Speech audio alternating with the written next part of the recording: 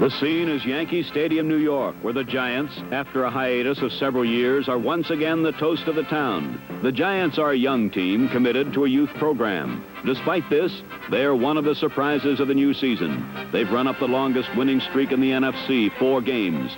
The man most responsible for this success is Norm Snead, himself one of the biggest surprises of 1972. He is the top-ranking passer in his conference.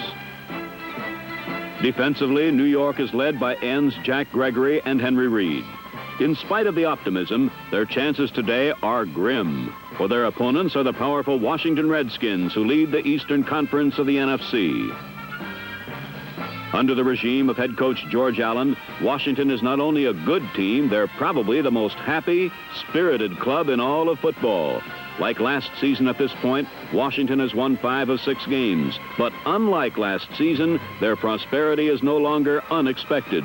It is generally agreed that the Redskins are even stronger than they were a year ago and may be Los Angeles bound in January to the Super Bowl.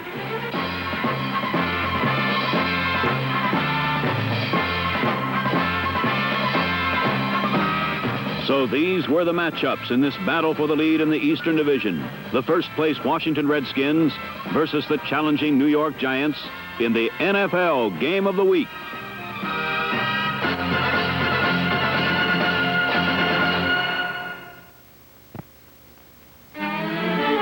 Before the game, in a scene that was poignantly prophetic, Sonny Jurgensen came onto the field to test the footing.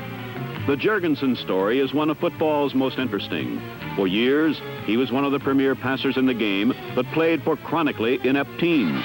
Then came George Allen and a winning season, and ironically, the bench for Jurgensen. But this year, Sonny has regained his customary spot as a starter and has led his team to 3 straight victories, including a mighty big one against the Cowboys. Last week, after an exchange of punts by Washington and New York, Jurgensen attempted his first pass of the game. Jefferson caught it for 13 yards, then was brought down hard. It was to be Jurgensen's last pass of the game and the season, for he had twisted his ankle on the throw and limped off the field. At that time, neither Jurgensen nor anyone in the stadium knew how serious an injury it was.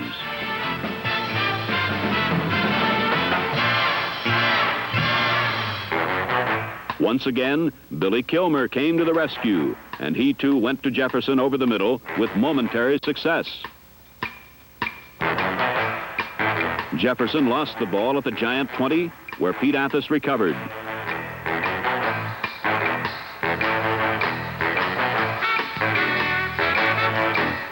Washington had lost a golden opportunity. A repeat of this play shows Jefferson beat cornerback Willie Williams, number 41, but Williams came from behind to knock the ball loose.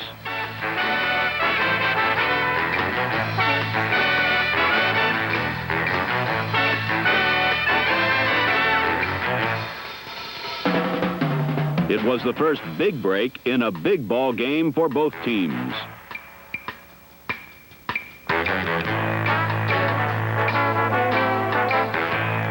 Norm Snead quickly took advantage of the opportunity with a curl pass to Ron Johnson over the middle for long yardage into Washington territory.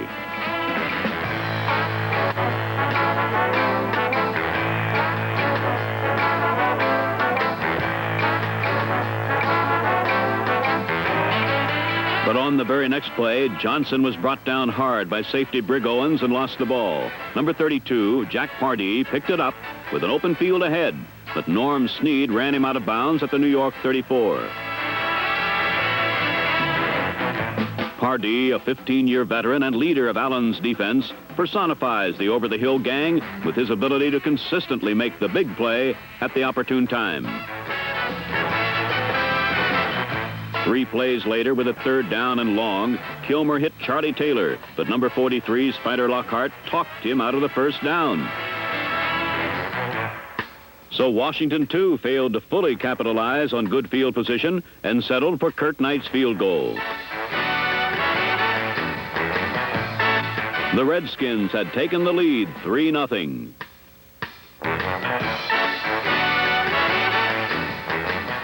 Meanwhile, Sonny Jurgensen sat on the bench explaining his freak injury to his teammates, still unaware as to the extent of the injury.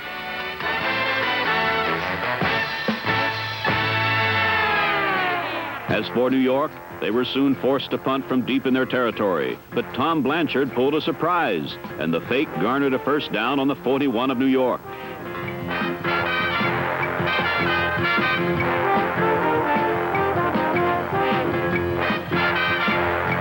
Then Norm Snead, using the short pass to perfection, got his team 2 consecutive first downs and moved them into Redskin territory.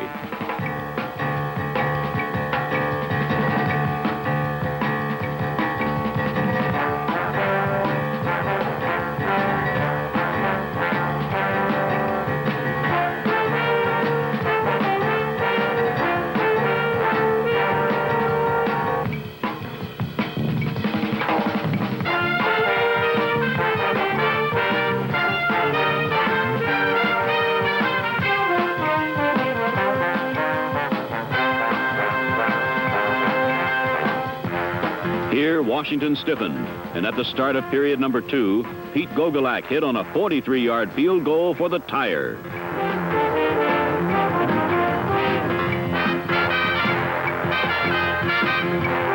From their own 25, Washington came right back, with Larry Brown making a typical dash through and under flying bodies all the way to the Giant 43.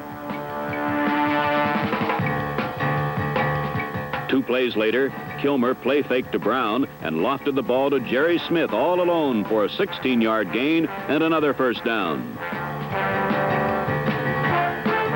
From the 23, Kilmer returned to his ground game, using Brown and Charlie Haraway, number 31, to ram the ball close to the goal line.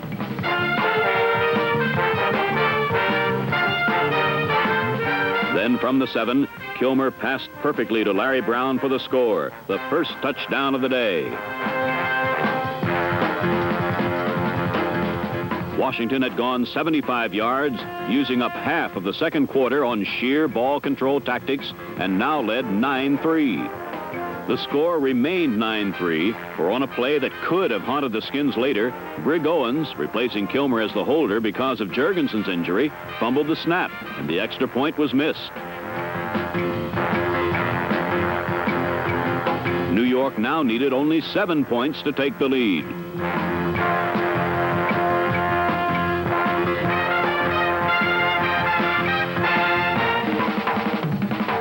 Again, Snead forgot the run and went with his short passing game. Number 84, Rich Houston, made a nice catch for 1 first down on the Giant 40.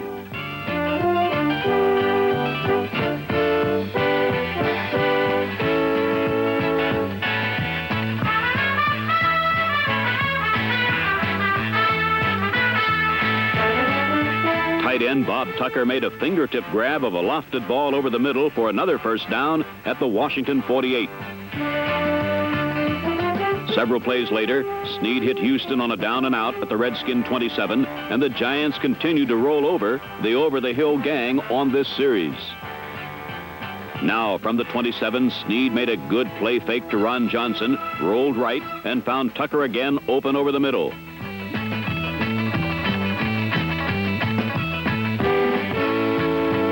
With a beautiful display of pinpoint passing, Norm Snead had taken the Giants to the Redskin 12 and seemed certain to score. But here the over-the-hill gang got tough.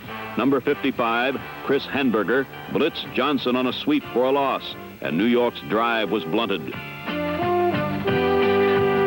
Kicker Pete Gogolak, who as much as anyone is responsible for the Giant resurgence this season, put the ball through from the 14 for his second field goal of the day.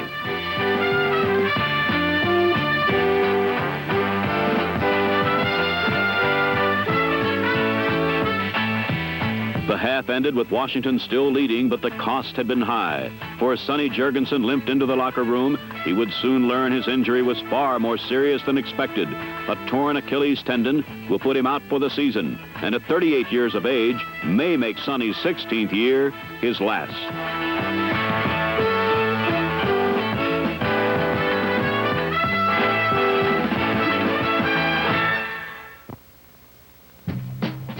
The Giants emerged for the second half, fully confident that their win streak would stretch to 5 games.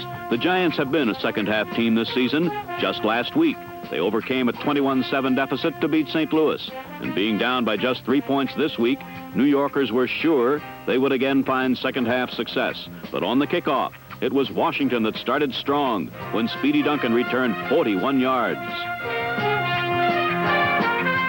A giant plus factor was that the Redskins would probably have to be more conservative, as Sonny Jurgensen emerged for the second half dressed in street clothes. His 1972 season ended. But Sonny's spirit lived in Bill Kilmer, who came out throwing. On the first play from scrimmage, however, Kilmer underthrew Jerry Smith, and Richmond Flowers intercepted.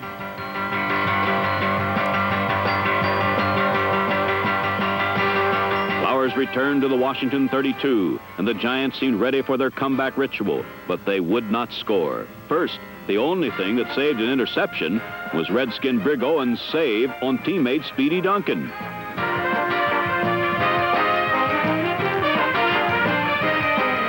The ball had hit both men in the hands, but neither had caught it. So Snead tried again, and this time hit Redskin Pat Fisher right in stride. The Giants had been lucky. They had not gotten a touchdown, but thanks to the Skins' bored hands, they still were in position for a field goal. They didn't get that either. Watch Pete Gogolak's attempt, hook stage right just before the upright. The missed opportunity did not de-starch the Giants, and again, thanks to some no hands, they held the Redskins.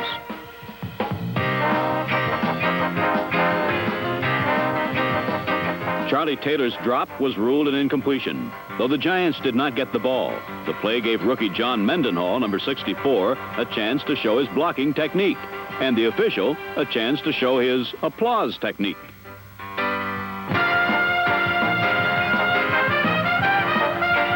On the next play, the Giants got that shot back. Spider Lockhart gunning down Jerry Smith. The Giants again claimed fumble, but it was merely another incompletion. Still, they had stopped the Skins a second time and were ready to claim momentum. Alex Webster's Wonder Boys could now execute their second-half game plan, much predicated on their running backs, Charlie Evans and Ron Johnson, number 30. Johnson would gain 80 yards for the day, while Evans, number 31, would share game-leading receiver honors with Bob Tucker. On this play, we can see that both Johnson, number 30, and Evans ran circle routes. Though this meant less protection for Snead, he protected himself by throwing minimum pocket time passes. From the 3, Snead sent Don Herman in motion one way and threw the other, finding wide-open Ron Johnson for the apparent go-ahead score. But on the play, Rich Houston had been detected picking off a Redskin defender, similar to an illegal moving pick in basketball. The violation called for an offensive interference penalty. The Giants got no points from a nearly perfect play. On the replay, watch Herman draw Mike Bass, number 41, away from the intended completion area. Jack Pardee, number 32, blitzed, and Johnson, Pardee's man to cover, simply went to the open area. But it was all for naught. As the penalty moved the ball back to the 18, Snead got some of that back with a pass to Tucker, then lost most of it when Tucker's throwaway cost a delay of game penalty. The Giants settled for a field goal and were in a 9-9 tie and clearly were controlling the game. Again, they stopped the Redskin offense. On this play, Pete Athos saved a possible coast-to-coaster.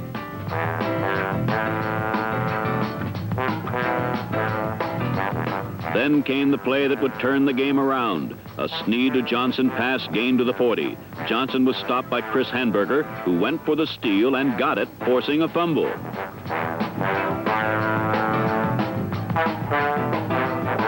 A bitter argument ensued as the officials awarded the ball to Washington. The Giant version of the play saw Johnson's forward motion stopped at the 40 and claimed that his backward motion and subsequent fumble would have come after the whistle. But the officials ruled that Hanberger was going for the steal, and play could not end until it was determined if the steal was successful.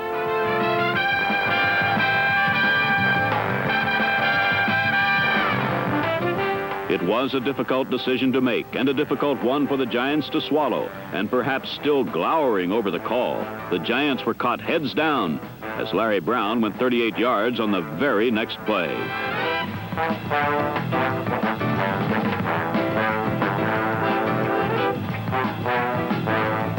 The fans, very much unhappy over the situation, showered Brown with ice, though it was certainly none of his doing. But they had seen the Giant momentum halted, not by the opposition, but by what they thought was an official's error. Bad call or not, the Redskins had pounced on the chance. Kurt Knight's extra point put Washington on top 16-9. The New York Football Giant fans were not at all happy with the men in black and white.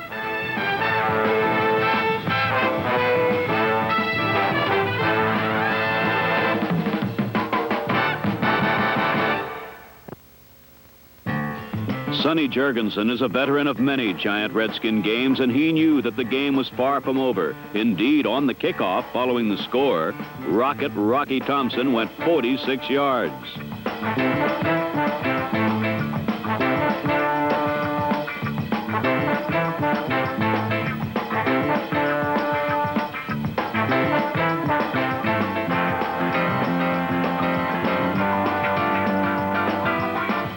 A personal foul on the Redskins moved the ball to the Washington 39, and Sneed started the Giants back.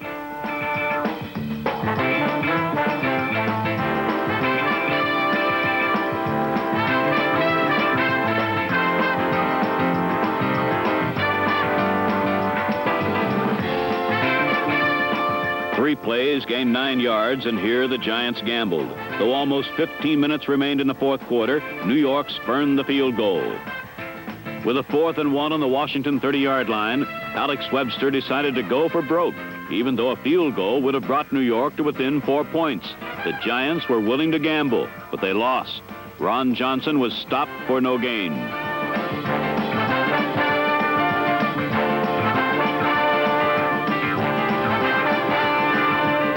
Now, if Washington could exercise ball control tactics, they could put the game away. And who better to control the ball than Larry Brown? Coming into the game, Brown was the NFL's leading rusher with 650 yards in just 6 games. His style is one of total abandon, and it has made him pro football's premier runner. On the Redskin drive for the clincher, Brown accounted for 67 yards. Though Brown is only 5'11", 195, he is nearly impossible for one man to bring down. He knows only one speed, flat out, and he's a joy to watch.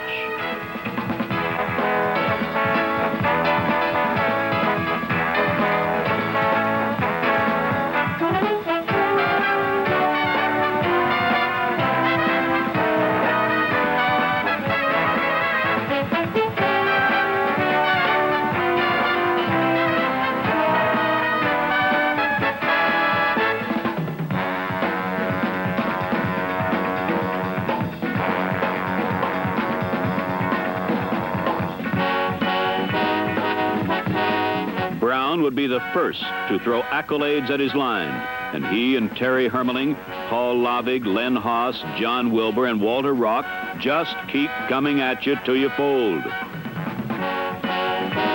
For the game, Brown gained 191 yards rushing, and with 2 pass receptions, gained 233 yards total offense. Spider Lockhart, number 43, could only shake his head and marvel. Brown and Charlie Haraway get a defense thinking run, and then it's easy for Kilmer or Jurgensen to exploit the play pass, this time to Jerry Smith from the 5. Now, with less than 5 minutes left, the Redskins led by 14. The Redskins had taken advantage of breaks and spiced them with their individual heroes. Though Smith got the score, everyone knew that one man had made it possible, Larry Brown. Brown exhaustedly left the field after a performance that saw him carry 17 times for 139 yards in the second half alone. In the last 2 weeks, Brown has accounted for over 425 yards total offense. Alex Webster could only pray for a miracle now, and even then, 2 touchdowns would only earn him a tie. But the Giants are a good young team. They went out to get that miracle.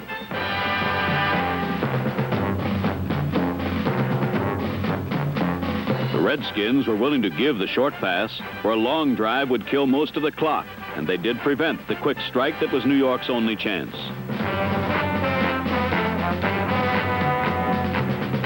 Notice Hamburger, number 55, on this play, still going for the ball. The Giants moved to the Washington 10, but it had taken them too long. Snead's pass to Tucker merely brought the final to 23-16.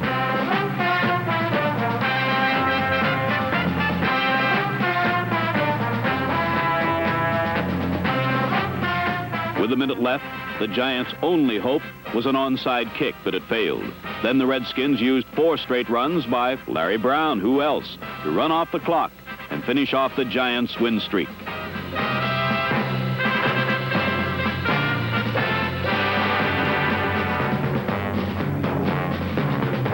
The legacy had continued. A George Allen coached team has never lost to a Giant football team, and the Redskin 23-16 victory this day is as important as any of them.